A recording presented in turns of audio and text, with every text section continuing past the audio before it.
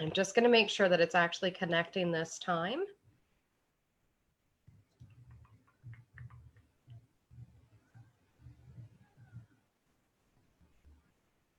Okay. Welcome, welcome, welcome, everybody, again to another Tuesday night in the spotlight. Tonight, I have joining me Jane Burning, and Jane likes to keep it real with her clients and delivers her message in a way that honors her guides. Her message is ancient and delivered through a channel of ancestral knowledge. Jane has been shown how our soul is formed into physical form and how we have everything we need within us during this creation of our new earth. Jane is a holistic consultant, fit teacher, Reiki Master, author, and motivational teacher. After 12 years in the field of child welfare and family violence, Jane began her own private practice with Universal Energy Training and Learning Center. She offered holistic counseling, incorporating energy work and co-facilitated weekend retreats. Today, she continues to work independently as a holistic consultant, creating and facilitating workshops, which are developed through spiritual guidance. What a bio, Jane, and thank you so much for joining us here tonight. So can you tell me a little bit more about how you got started and what kind of led you into the path of where you're now? Sure. The path that I'm in right now is nowhere near where I thought I would be, of course. Yep. And so many of us light workers say that. And most of the time, what it is it's our own traumas that bring us to a certain place in our life. And absolutely. I remember like at 5 years old, after experiencing the death of my brother very tragically, after he had passed, he was only 1 year older than I was. And so after he had passed, I had felt like my parents were frozen. That's the only way that I could describe them, because they were so overcome with grief that it just seemed like my parents were frozen. And so what I would do is I would turn to creation to comfort me, to console me, to guide me. I was able to talk to the horses. We lived on a farm. I was able to talk to the horses and the cows, and I felt like they were talking back to me and I could understand them. But I was even able to talk to the wind and talk to the earth and talk to the trees and everything. For me, that's what brought me life, because of my parents and the way that they were. And so that went on for a while until trauma started to happen on top of trauma. Yeah. And eventually it just is shut down. It was just too big. It was just too overwhelming. And I started in my early teen years, maybe around 12 years old, to start to drink alcohol. And that was a form of coping for me. Yeah. And so I started to drink the alcohol, and I found that by drinking the alcohol, that in some small way, the trauma that I was experiencing started to lessen. It felt like it coated something, some kind of pain inside of me. It coated it and it numbed it. And it was probably by the time I got to maybe about 16 years old, I was enjoying alcohol and drug use at that point. And so definitely there was no spiritual connection for me, no spiritual guidance for me. Everything in my mind, I guess, was dormant until I found recovery, which was, I was only 25 years old by this point. I had one daughter, and she was just a year and a half years old. And I found myself curled up in a back seat of a car from being too high. And I was curled up in the back seat of a car. And it was this tremendous amount of fear, paranoia. And it was lasting days upon days. and it would not stop. And in that moment, in that very moment, I had said to Creator, show me how to live. Show me how to live. Because all through my childhood, I was asking Creator to take me home. I didn't want to be here. Yeah. I didn't want this life. And why do I have this life? But in that moment, when I found myself curled up in the back seat of a car, in that state of paranoia, begging to know how to live clean, without alcohol, without drugs, and just to know life, everything changed for me. I never went back to becoming drunk or high again since that time. So Wow. that was the turning point for me. That's beautiful. And it's incredible because I know just I have family members who have been addicts, and it is very difficult journey to get away from that addictiveness that is basically sheltering you from the trauma that you've experienced. Absolutely. Now, I know you do work with trauma now. I do. So And can you? I've been maybe about the past 10 years now, working with a method that's called focus intention technique. Mhm. And I'd like to speak more about that. Um, Previous to training with the focus intention technique, I was doing theta healing and psychodramatic body work. And the psychodramatic body work was very interesting, and it was very intuitive. Um, but for me, uh, it was a method where you had to cathartically release the trauma. And so we would actually create what they would call on the field. We would create on the field a scene um, that represent the trauma. And then you would get to a certain part in the scene where it was too big or too overwhelming, and the facilitator would stop the scene, and you would go to a mat and you would lay on the mat and you would do a cathartic release where you're kicking and screaming and hitting a taco dummy and, you know, all the whole. And I did that for 7 years. To me, that was a lot. That was a long time to be doing that intense cathartic work. Yes.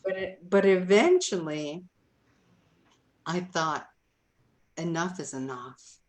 This doesn't feel for me gentle anymore.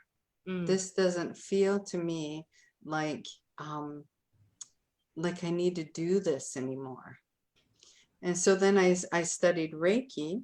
I took a year course called Masters of Energy. Mhm. And in that, I received all my levels of Reiki. And I thought, you know, this is just so good because it's like the cathartic work, but you don't have to go into that trauma and actually feel it and release it from your body. You just have to be present. And then I just have to connect to spirit, to creator, and to remove this energy from your body that is coming to the surface. Yeah. And I felt like it was the same thing as the cathartic work and the Reiki, but it was so much more gentle, Mm. so much more loving, you know. Um, and so that's when I got into Reiki. Awesome. And um, as I'm doing Reiki, and I start to do theta healing, and again, I was not really appreciative of theta healing. Have you ever studied theta healing? I haven't studied theta healing, but I've met a woman that does it. And I was like, oh, that's really just like I was with you with the fit training. I'm like, oh, that's so interesting. I need to learn that. So you can talk about that though, the theta healing. Okay. So I did a number of levels with theta healing as well. And all of these methods are good and they served a purpose for me. But there's just one in particular that really resonates with me.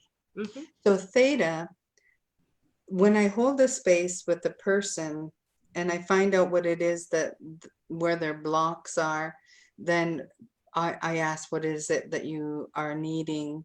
I go to theta, to another dimension. I download, and I download it to this individual. Mm. And so it felt for me like I was always leaving my body and coming in and downloading and leaving and coming in. And after a whole day of doing theta healing, I felt ungrounded and I felt a little out of sorts. And so I didn't really appreciate it as much as I do other methods, Mm-hmm. but that's theta healing.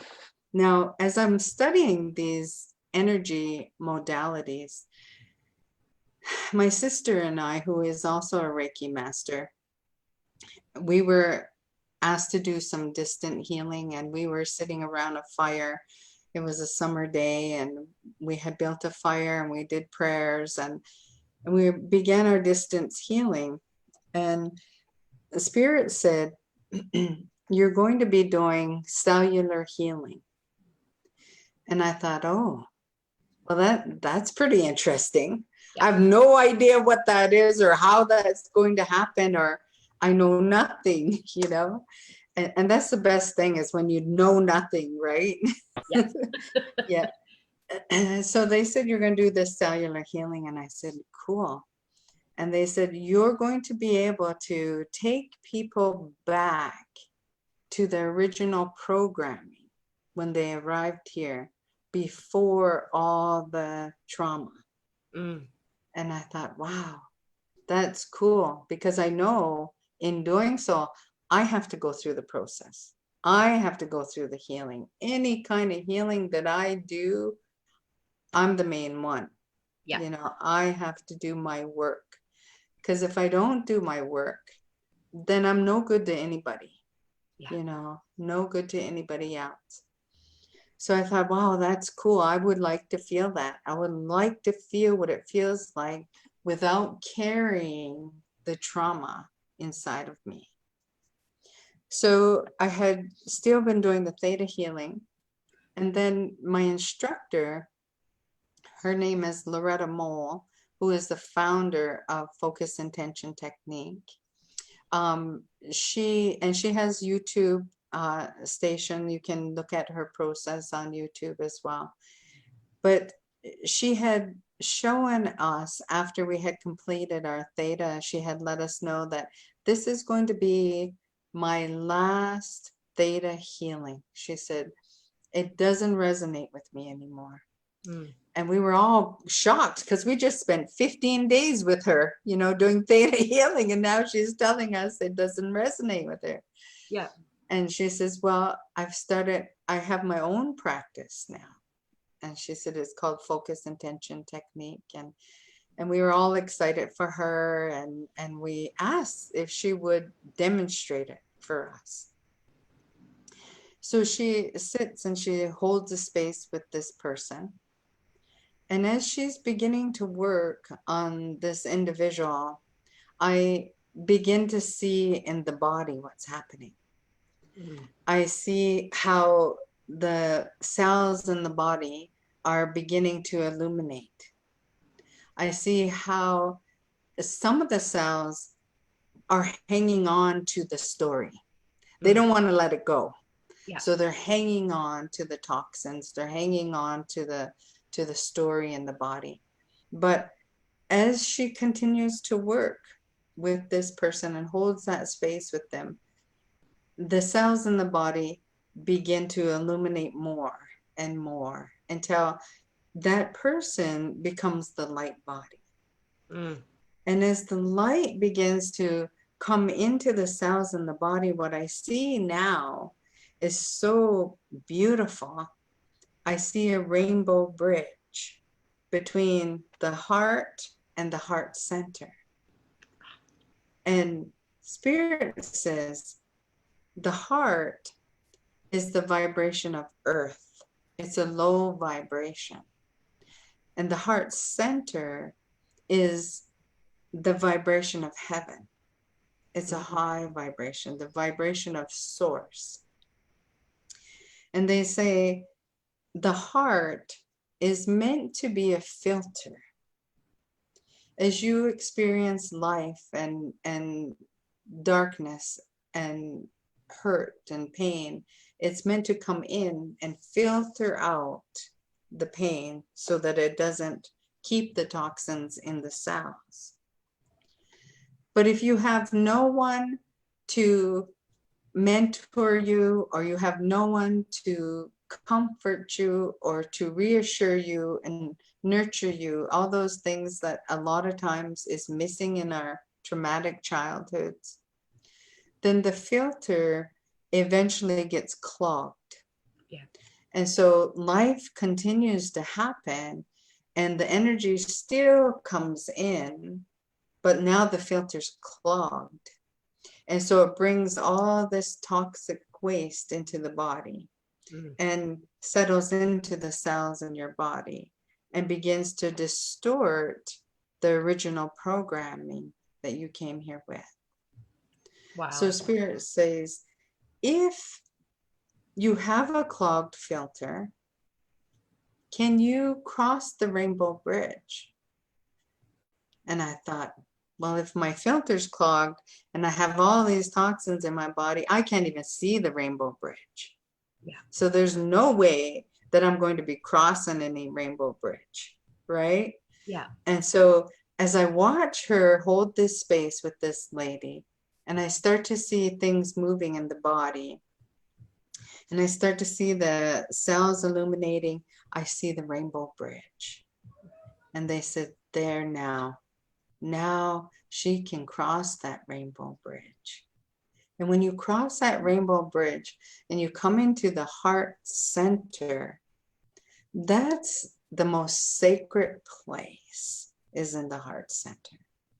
Because Spirit says in the heart center is where they place our sacred bundle. And it's a bundle that we all are gifted when we make that decision to come here to this earth. Because of the lessons and the agreements that we made, our council prepares this bundle for us, and they put everything we need in that bundle to get through life. Yeah. So once I get here to the heart center, I can open that bundle and I can access that comfort. I can access that love and that nurturance and the courage and whatever it is that I need, I can access it.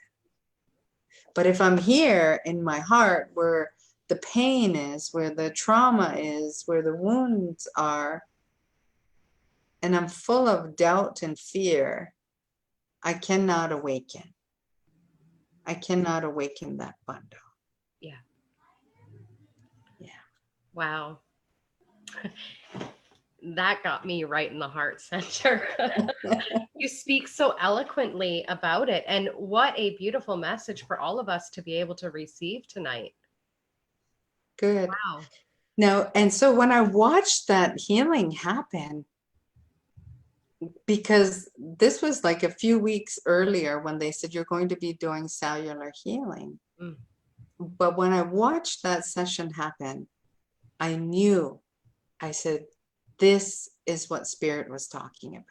Yeah. This is the cellular healing that they were telling me about. Yeah. And I looked at Loretta, the instructor, and I thought, oh my God, you were in the same workshop as me up there. Yes.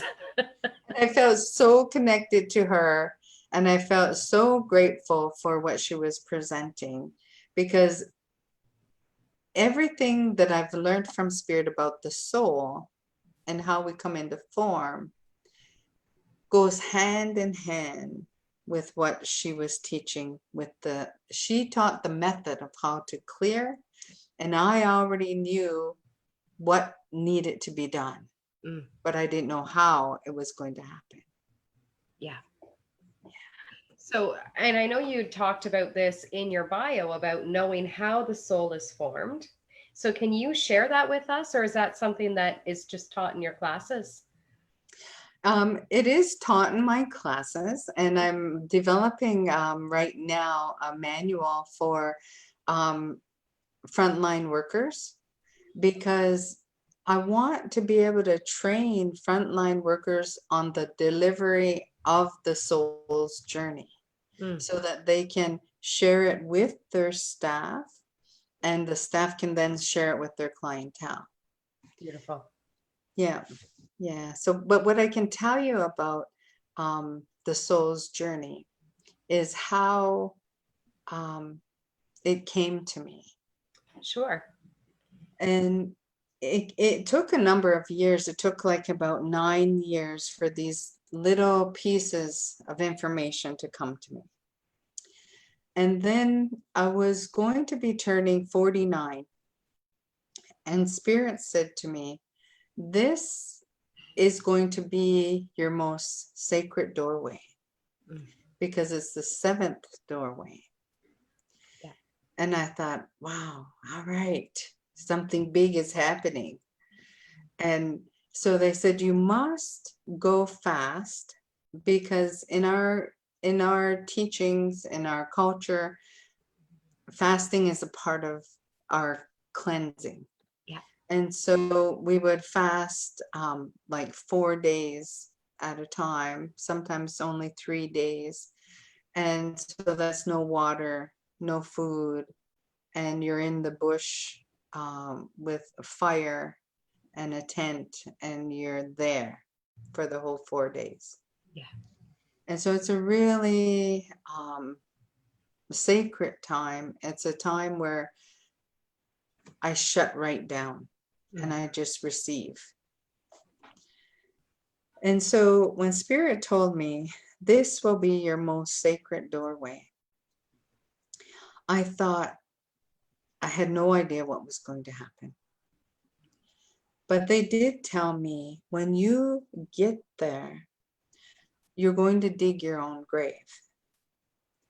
And I thought, wow, what the hell is going to happen now? Right. I can't imagine. I have to dig my own grave? They said, you must go where you've never been before to set up a camp, and you must be alone. And you're going to stay in this grave morning, noon, and night. And so it was November 13th, and my partner at that time, he was helping me set up my camp, and it was snowing out. And I thought, oh my God, I'm going to freeze out here. But I set up my camp, and then he left, and I dug my grave. And I thought, I have no idea what to expect, no idea what's going to happen. I had a tent. If I got really cold, I would go in my tent with my blankets and stuff. But morning, noon, and night, I laid in that grave. And I had to have this dark tarp over me so that it was completely black inside that grave. And there's always a lot of prayers, a lot of medicine, that I use when I'm there in my fasting time. And to make a long story short, that was not a grave at all. What that was is my mother's womb. Mm. And on that day, I was reborn to my true mother, who is the earth. And I had the vision of all those 9 years coming together, and them showing me about my soul family, about the contract, the sacred contract, about the council, about the DNA and the body. So much detail that they showed me, and then how we come into our body. Mm. Yeah. Wow. That sounds like such an incredible experience for you. It definitely is the foundation of my work, because everything begins with knowing your soul. So, what advice would you give to people to learn how to connect with their soul or learn how to connect with the sacredness within them? To come and take my fit training.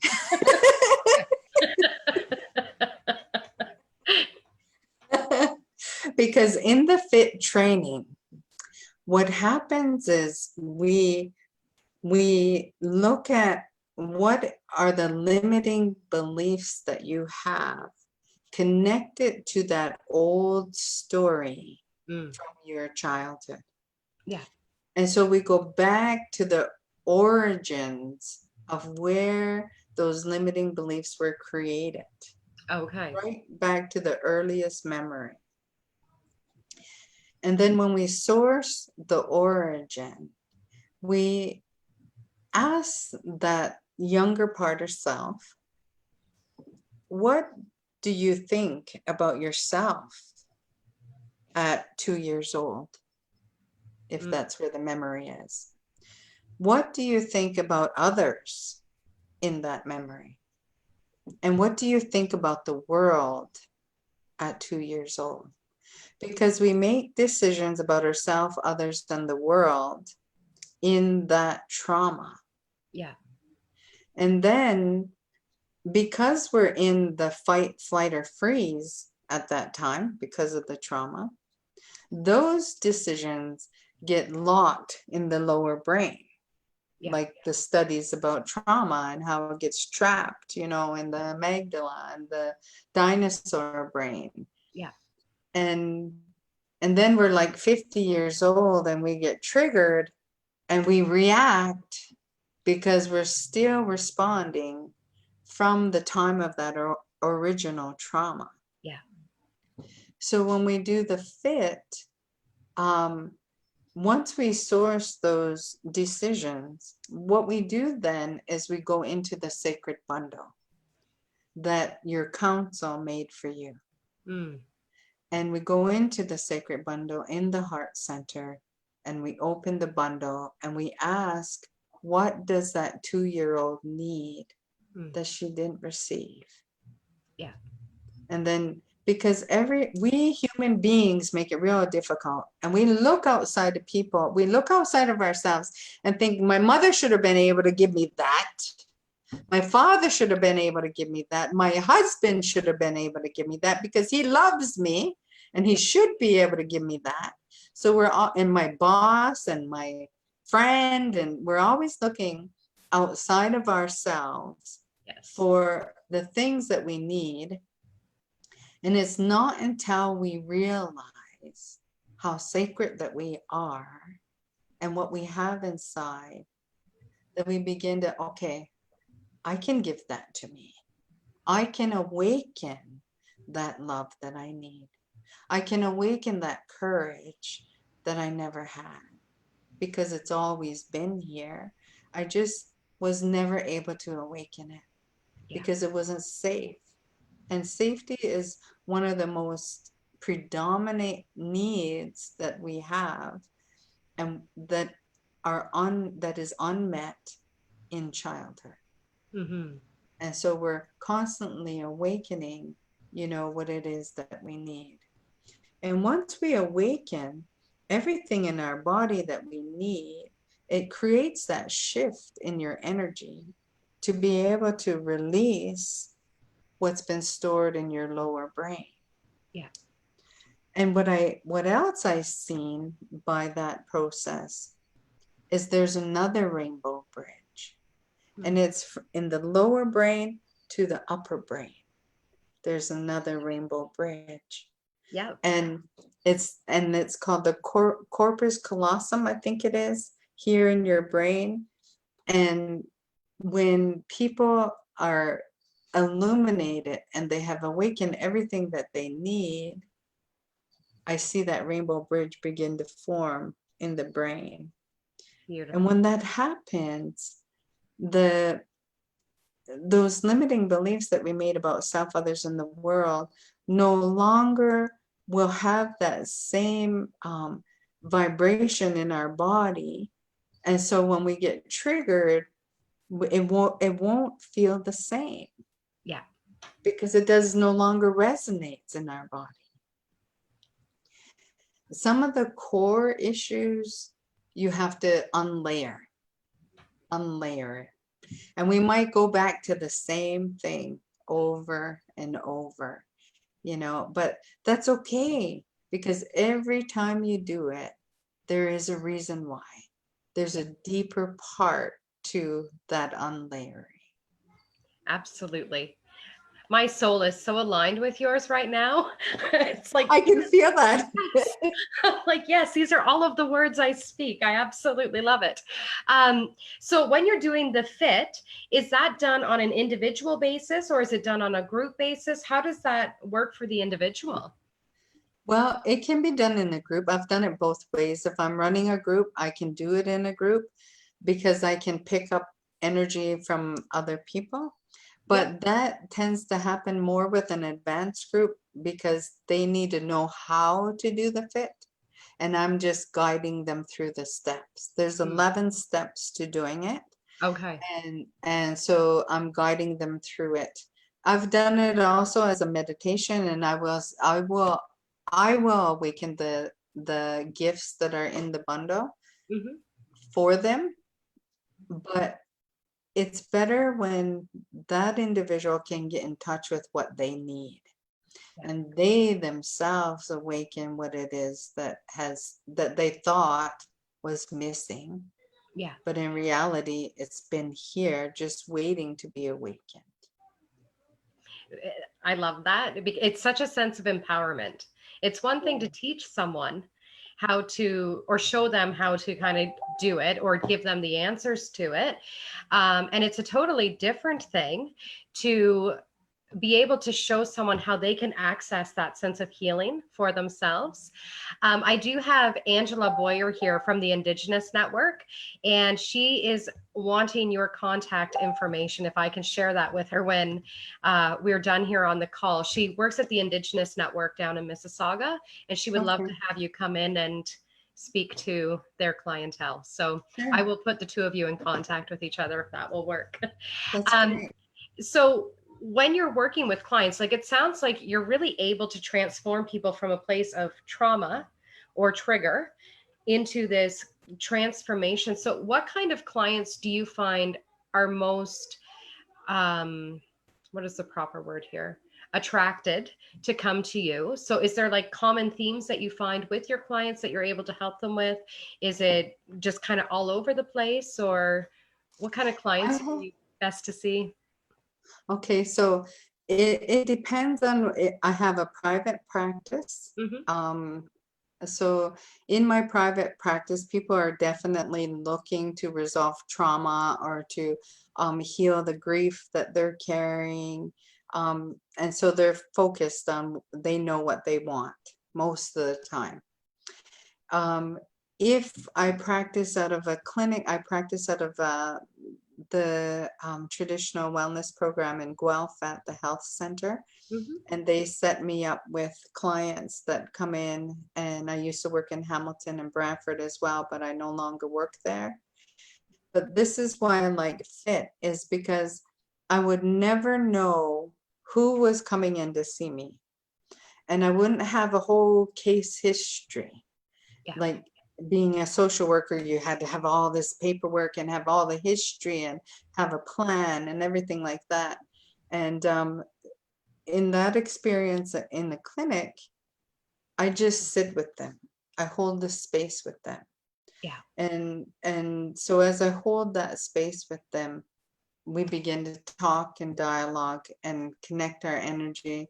And then we just go right into the whole process of healing what needs to be transformed Because after the transformation and we begin to move the energy from the rainbow bridge, we're now transcending that information. Yes. So the whole thing is happening right there in front of you, and that's what I really like about fit, is like the results that I witness, Hmm. are so heartwarming, and I feel so humble and so grateful for That's those experiences. so now during this whole COVID pandemic, how are you working with clients, or how are you able to help clients when the social distancing needs to happen? Well, I've been doing Zoom, Yeah. and what I like about that is that I know how to do distance Reiki. And so as I'm holding a space with them, I can say to them, okay, I want you to bring the light down to your right shoulder, Mm. where that pain is in your right shoulder. Bring the light all around in there, and so because I can feel it the way that I do Reiki, I feel it in my body. Yeah. And so the same it works with the Zoom. As long as I can see you, and we can see each other, then you know I've been doing my one-to-one sessions on Zoom. Beautiful. Beautiful. Mhm. And I will put your website in the comments here for people as well who are wanting to get in contact with you, because I feel like what you're offering people right now um, is something that's very powerful, because a lot of people are feeling like a collective trauma with the different events that are happening around the world with the COVID pandemic. There's a lot of collective trauma that's coming up for people. And I feel like something like this would be able to help people shift whatever it is that's coming up for Yeah, them. absolutely. Absolutely. Because in the darkness that is here right now, it's important that people are in their center. It's important that they are connected to that bundle, and in alignment to who they are. Because when we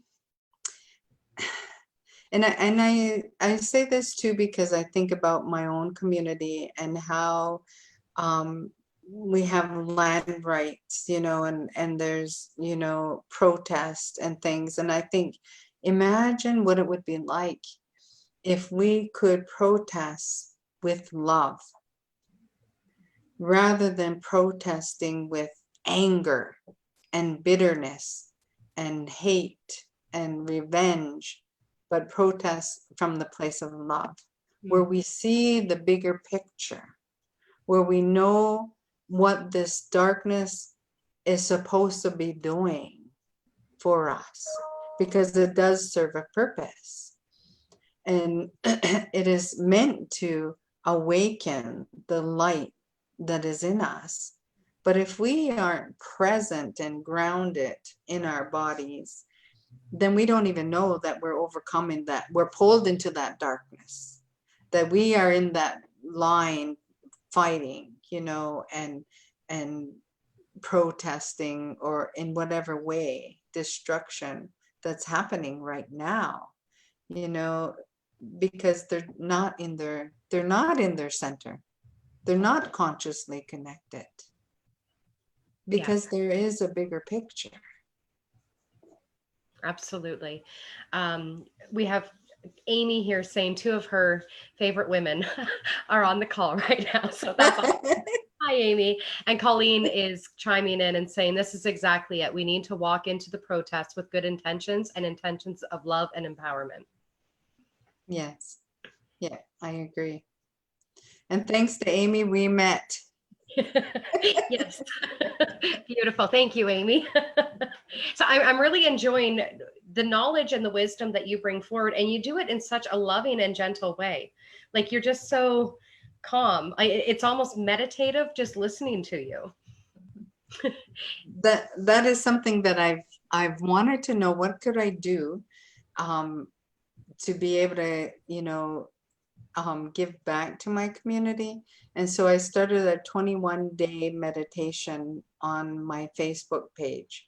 Okay. Um, Tomorrow will be day 18. So we're almost done the 21 days. Awesome. And have people noticed a big transformation in doing the meditations for 21 days? Well, they haven't really commented a lot online except for gratitude, words of thanks and gratitude, and it has helped them. But as far as transformation, I'm not quite sure.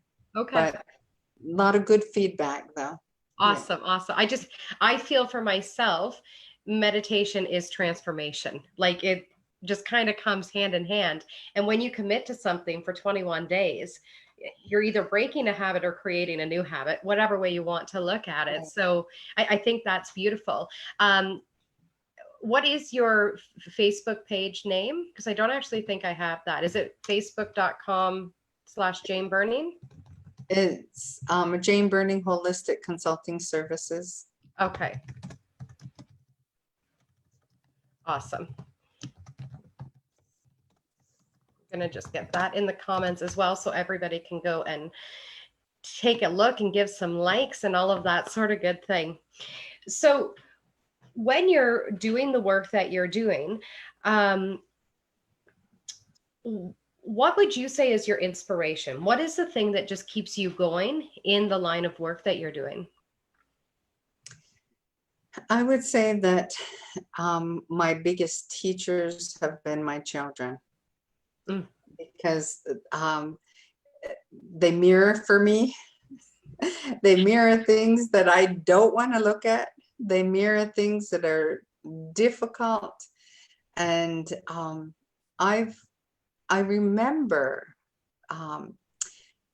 being in my mother's womb, and I had a lot of hope that I was going to be born into a happy, loving family.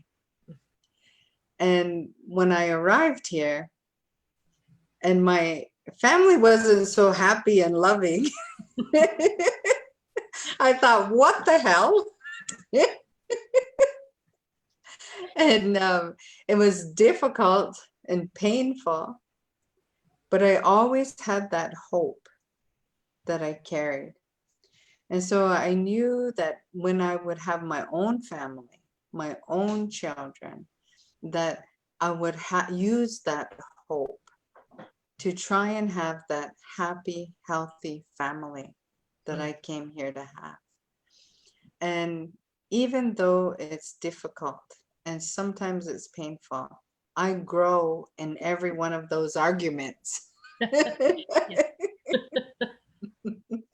And so I have what I've come here for.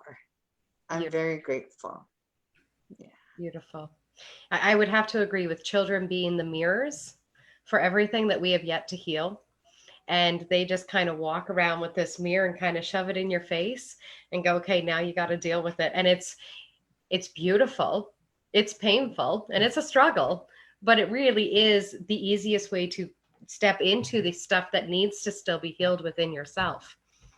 Yeah, absolutely. Yeah. So just one last question, I guess. And I know you've shared a lot about your own kind of transformation into the work that you've been doing. What would you say was the pivotal moment that helped to change your perspective or shift your perspective with the work that you're doing now? Was it with the fit training that you were like, okay, now everything is suddenly making sense? Or was it stuff over time that you were just collecting this kind of information that kind of brought you to what your own sacred bundle is? Well, I think it was, first of all, knowing about the soul and knowing that I had a say in this darkness. I had a say in who even was my perpetrator. Yeah. I had a say in when and how this was going to happen to me. And I thought, what the hell would I do that for?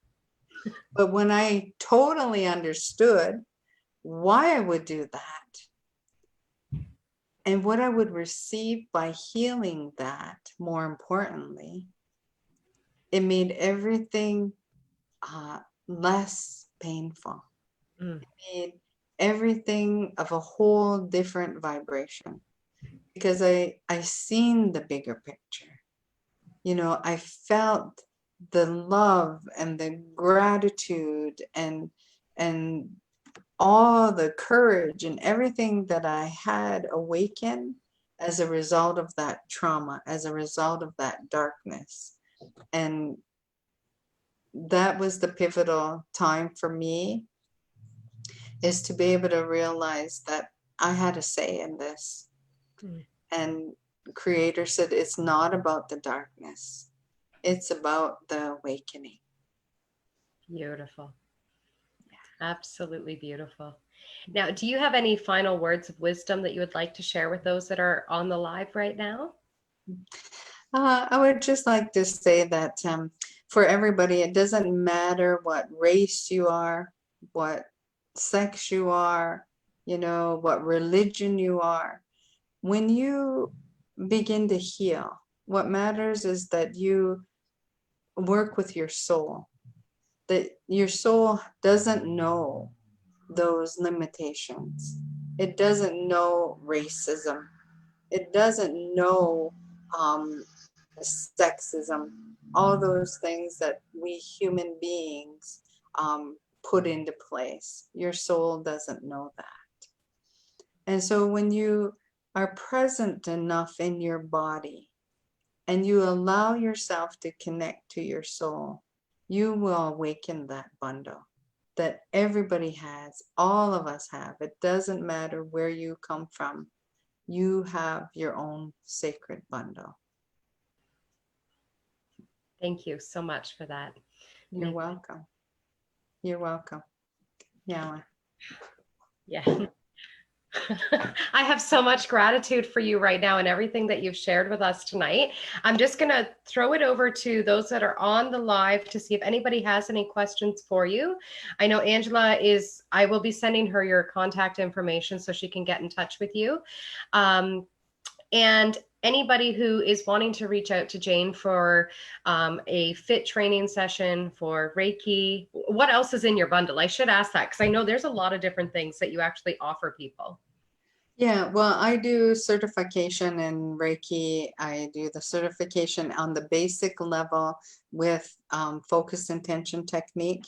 And then I bring Loretta here from Mexico, and her and I together, we do a trauma training, which is 5 days of the fit. So and when we do the trauma training, it's pretty intense.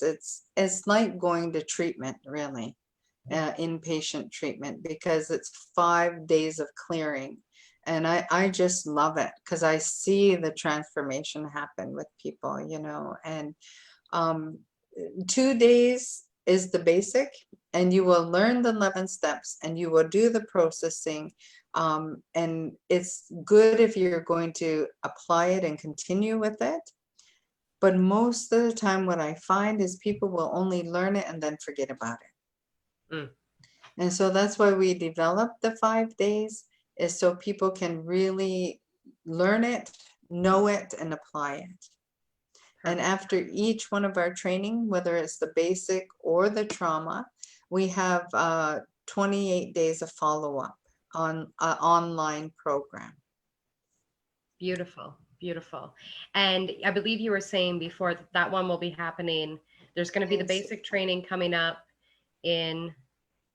Well, I'm trying to see if I can do basic on Zoom. Okay. Because it's always been in a group setting, live. So this would be new for me to offer the fit on Zoom. But the 5-day trauma training, we are scheduled to go with that in September now. Okay.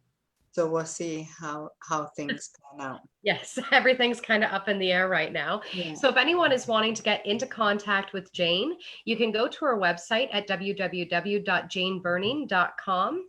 And I do have her Facebook page up here as well. And any questions that you might have for her, you're more than welcome to just email her and get in touch so you can either learn more about the fit training or have a session with her. Thank you again, Jane, so much for joining us here tonight. And thank you everybody who hopped on tonight, and have a great night. Thank you, Catherine.